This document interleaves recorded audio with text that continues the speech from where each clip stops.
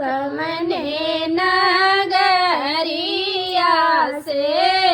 आवे बरतिया, कवने नगर भइले सोर, के करे दुआरे सखी उतरे दूल्हा, के करे मड़उआ भैया जोर, के करे दुआरे सखी उतरे दूल्हा, के कर मड़उआ भैया जोर। अवध नगरिया से आवे बरतिया, जनक नगर भइले सोर, अवध नगरिया से आवे बरतिया, जनक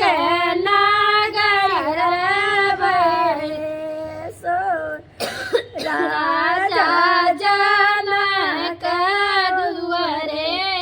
उतरे दूल्हा, मड़े में भइले जोर, राजा जनक दुआरे उतरे दूल्हा, मड़े में भइले जोर, के करे दुआरे बाजे बरहो भजनवा, के करे दुआरे सहनाई, के करे दुआरे बाजे बरहो भजनवा, के करे दुआरे सहनाई, के करे दुआरे बावे हथिया से घोड़वा, के हो अगुवाई, दशरथ दुआरे बाजे बरहो भजनवा, जनक दुआरे आवे हथिया से घोड़वा, सरवा जे करी है अगुवाई, के करे निसो सखी जोड़ा से जामा, के करे 16 सिंगार, के करे 16 सखी चंदन तिलकिया, के कर चुनरी गोटेदार, राम के सोए सखी जोड़ा से जामा, लक्ष्मण के सोहे 16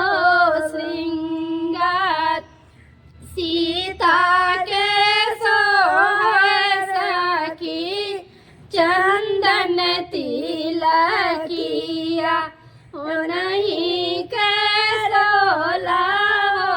श्रृंगार, के